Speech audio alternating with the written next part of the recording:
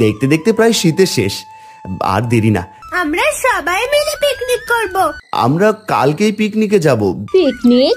সে তো অনেক টাকার ব্যাপার। তোমরা আমার বাবার চোখে পানি ফেলেছো, তোমাদের কখনো ভালো হবে না। তিনি নদীর জলে পড়ে গিয়েছে। তুই দিদি ভাইয়ের পেটে চাপ দিয়ে জল বের কর, নাকি এই বছর শীতে পিকনিকে যাবার ইচ্ছা অপূর্ণই রয়ে যাবে।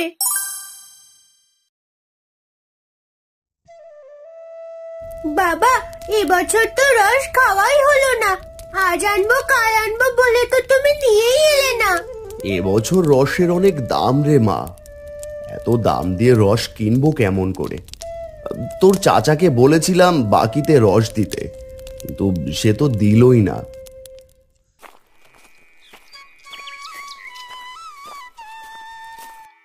ওরা বড় লোক মানুষ, গরিব মানুষের কষ্ট কেমন করে বুঝবে দিদি ভাই? তোর বাবার কাছে টাকা হোক, ঠিক তোকে রস কিনে খাওয়াবে। রস যখন খেতে পারিনি তখন আমি পিকনিক করতে চাই। শীতের সময় সবাই পিকনিক করে, এবার আর কোনো অজুহাত আমি শুনতে চাই না। পিকনিক? সে তো অনেক টাকার ব্যাপার। শীতের সময় তোর বাবার কাজ নেই, ঠিক মতো দুটো লবণ ভাত খেতে পারছি, এটাই অনেক। কোনো পিকনিক হবে না। আমি যাই বলি কেন তাতেই তোমাদের সমস্যা। ঠিক আছে, লাগবে না তোমাদের পিকনিক করা। মন খারাপ করিস না রে মা, আমি দেখছি পিকনিকের ব্যবস্থা করতে পারি নাকি। কিন্তু বাবা, পিকনিক করার জন্য তো অনেক টাকার প্রয়োজন। এত টাকা কোথায় পাবি?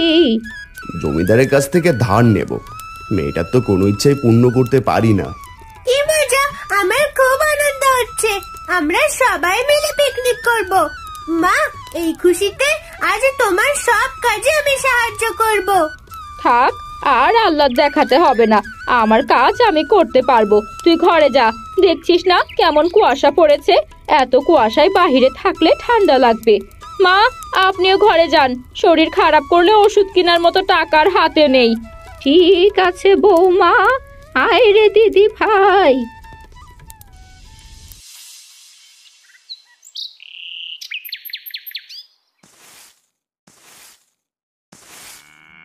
গিন্নি, ও গিন্নি, আমি মাঠে যাচ্ছি, গরুর খাবার ফুরিয়েছে, কিছু ঘাস আনতে যাচ্ছি। তুমি কি ধারের টাকা শোধ দিতে পারবে? এমনিতেই জমিদার আমাদের কাছে অনেক টাকা পায়, বলেছে শীতের ভিতর শোধ না দিতে পারলে আমাদের বাড়ি দখল করে নেবে। চিন্তা করো না গিন্নি, বিধাতা ঠিক একটা ব্যবস্থা করে দেবেন। রোদ উঠে গিয়েছে, আর দেরি করা ঠিক হবে না। আমি গেলাম তবে।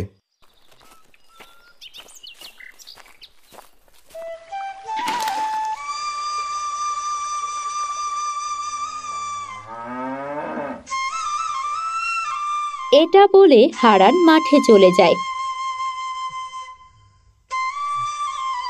এরপর সে ঘাস কাটতে শুরু করে।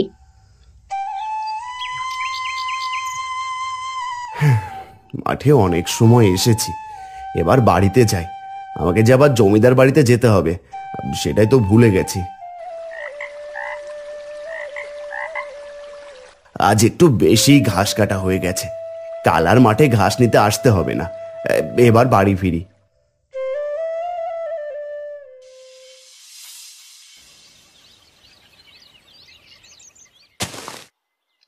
বাবা, তুমি বাড়ি ফিরেছো? কখন যাবে জমিদার বাড়িতে? এই তো মা, আমি এখনই জমিদারের বাড়িতে যাব। তার আগে একটু জল খেয়ে নি। একটু জল আনতো মা। আর মালতী, রান্না শেষে গরুকে খেতে দিও। তুমি যা ভালো মনে করো তাই করো, আমার কথা তো শুনবে না। মা তিন্নি, তেলের বোতলটা একটু এনে দে তো, হাতে অনেক কাজ, উঠতে পারছি না। দাঁড়াও, বাবাকে আমি আগে জল এনে দিই, তারপর তোমার কাজ করে দিচ্ছি মা।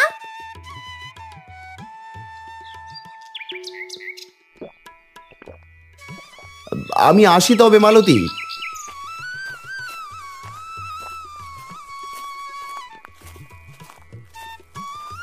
এই নাও মা তোমার তেলের বোতল।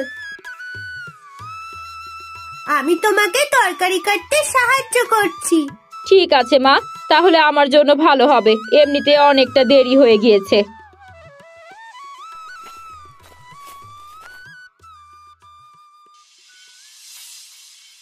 কি হয়েছে রে হারান? এই অসময়ে আমার বাড়িতে কেন? কিছু বলবি? তেমন কিছু না জমিদার মশাই, আসলে আমার মেয়েটা আমার কাছে তেমন কিছু আবদার করে না। আজ বলছে শীতের দিনে সে পিকনিক করবে, কিন্তু আমার কাছে তো টাকা নেই। আপনি তো সব কিছুই জানেন। আসলে হারান, আমি তোর গিন্নিমা মিলে মেয়ের বাড়িতে যাচ্ছি। হাতে তেমন টাকা নেই, জানি না কবে ফিরবো বাড়িতে। তাছাড়া তোর কাছে তো অনেক টাকাই পাবো, সেগুলো আগে শোধ দে, তারপর আবার টাকা ধার নিস।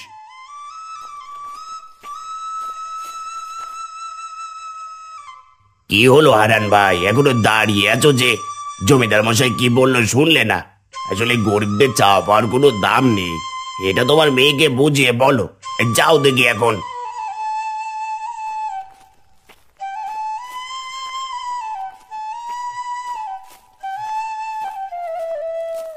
কি হলো তোমার? কি হয়েছে? এমন মনমরা হয়ে বসে আছো কেন? জমিদার বুঝি টাকা ধার দেননি?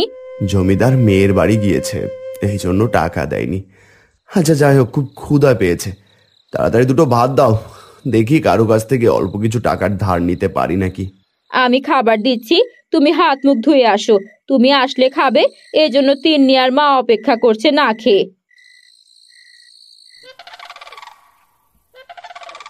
বাবা, ও বাবা, জমিদারের কাছ থেকে কি টাকা এনেছো?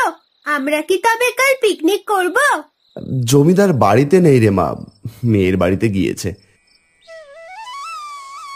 মন খারাপ করিস না, কাল তোর চাচার কাছে গিয়ে দেখি আমাকে কিছু টাকা ধার দেয় নাকি। তুই জগাইয়ের বাড়িতে যাস না বাবা, টাকা হয়ে ছেলেটা আমার বড্ড অহংকারী হয়ে গিয়েছে। যদি সে তোকে অপমান করে। তুমি যতটা খারাপ মনে করো, কাকু ততটাও খারাপ নয় দিদা। ঠিকভাবে বুঝিয়ে বললে নিশ্চয়ই টাকা ধার দেবে কাকু। কাল আমিও যাব তোমার সাথে কাকুর বাড়িতে। আর একবার ভেবে দেখলে হতো না? জানি আমার কথা শুনবে না, যেতে চাচ্ছ যখন যাও, যেন মন খারাপ করে বাড়ি ফিরবে না এই বলে দিলাম।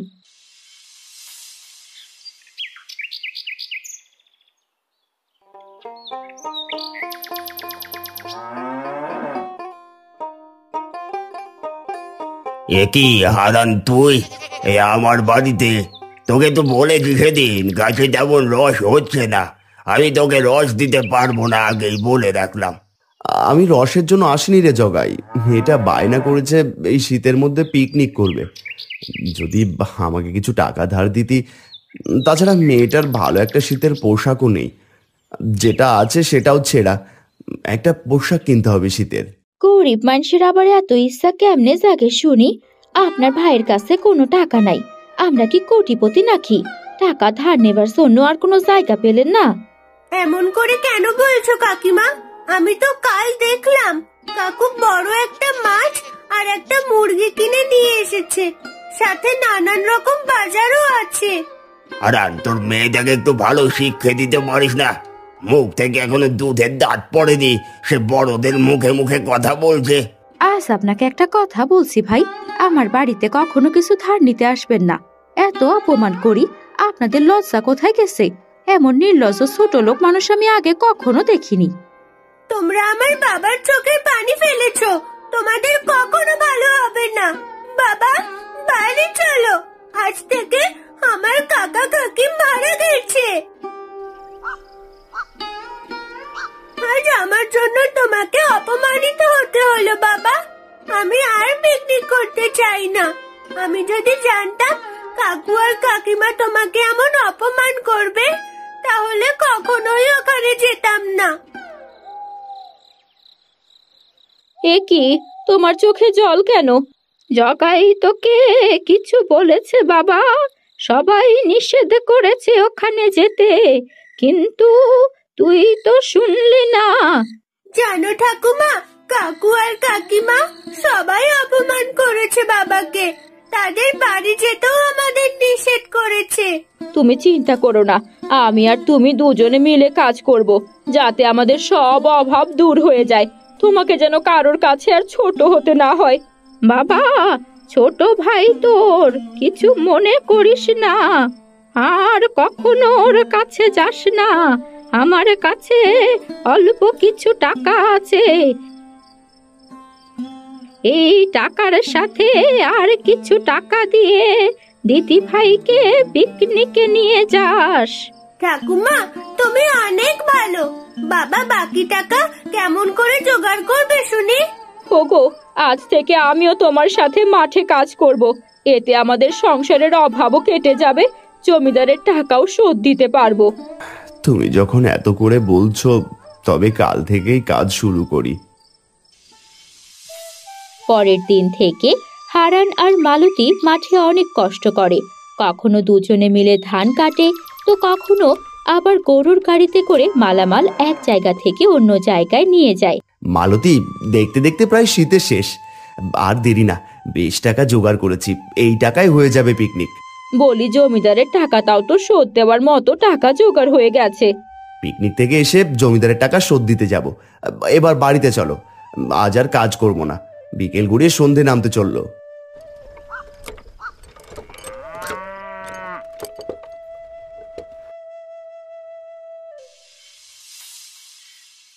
বাবা, 1 মাস কাজ করে তো অনেক টাকা জমা করেছো।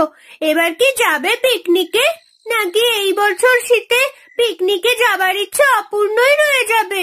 এই মেয়ে পিকনিক করে দেখি মাথাই খারাপ করে দিল। বাবা, আর দেরি করিস না। আমরা কালকেই পিকনিকে যাব, কিন্তু কোথায় যাই বলো তো? চলো, আমরা জঙ্গলের ভেতরে যাই পিকনিক করতে। তিনি তো কখনো জঙ্গল দেখেনি। তবে সেখানেই চলো, আমার জঙ্গল দেখার খুব ইচ্ছা। ঠাকুমাও খুব খুশি হবে কিন্তু জঙ্গলে গেলে। ঠাকুমা বলেছিল দাদু নাকি সবসময় ঘুরতে নিয়ে যেত ঠাকুমাকে।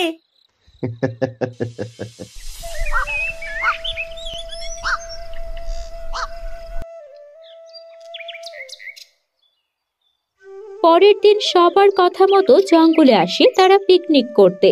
মালতী রান্না করছিল, হারান মালতীকে সাহায্য করছিল।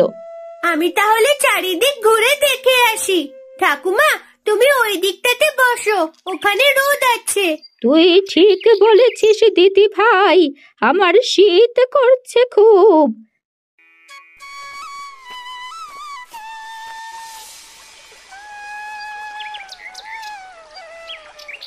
ওই প্রজাপতিটা তো অনেক সুন্দর। কি সুন্দর দৃশ্য! আমি প্রজাপতিটা ধরবো।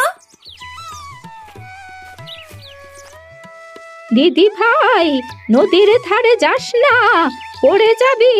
ফিরে আয় আর সাবধানে পা ফেল। আমার কিছুই হবে না ঠাকুমা, তুমি চিন্তা করো না। আমি একটা প্রজাপতি ধরছি।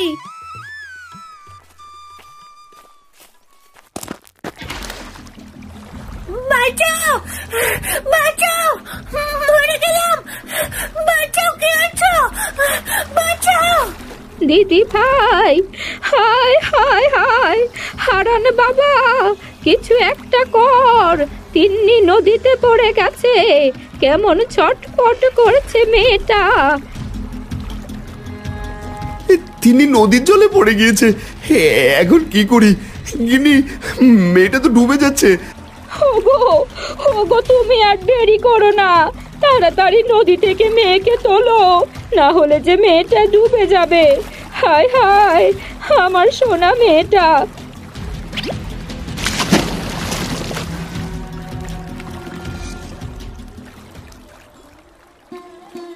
তিন্নিমা, তিন্নিমা কথা বল, কথা বল মা। তুই এমন করছিস কেন? কথা বলছিস না কেন? তিন্নি, তিন্নি। বাবা, তুই দিদি ভাইয়ের পেটে চাপ দিয়ে জল বের কর।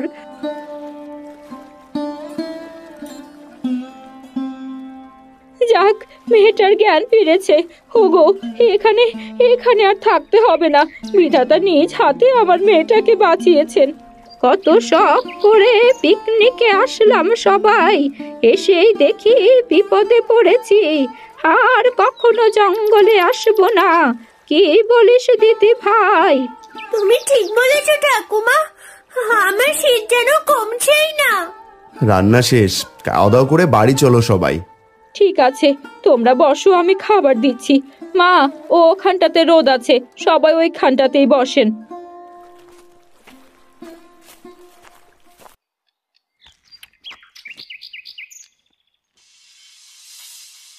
বলি কোথায় গেলি হারান?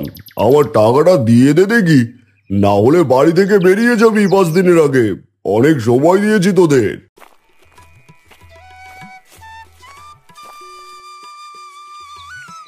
জমিদার বাবু, আপনার টাকা জোগাড় করা আছে। আমি তো মাত্রই যাচ্ছিলাম আপনার বাড়িতে। জমিদার বাবু, এই যে আপনার টাকা। আশা করি সময়ের আগে আপনার টাকা শোধ দিতে পেরেছি। আমি মনে করেছিলাম এই হারানের জমি দখল করব, কিন্তু সেটা তো আর হলো না। কিছু ভাবছেন? জমিদার বাবু, আপনাকে কিছু টাকা বেশি দিয়েছি। বিধাতার অশেষ রহমত, সময় মতো আপনার টাকা শোধ দিয়েছি। এইসব কিছু হয়েছে তিন্নি মায়ের জন্য। শুনেছি তোর স্ত্রী অনেক কষ্ট করে কাজ করেছে মাঠে। দোয়া করি তোদের সমস্ত কষ্ট যেন চলে যায়। আচ্ছা, আসি তবে।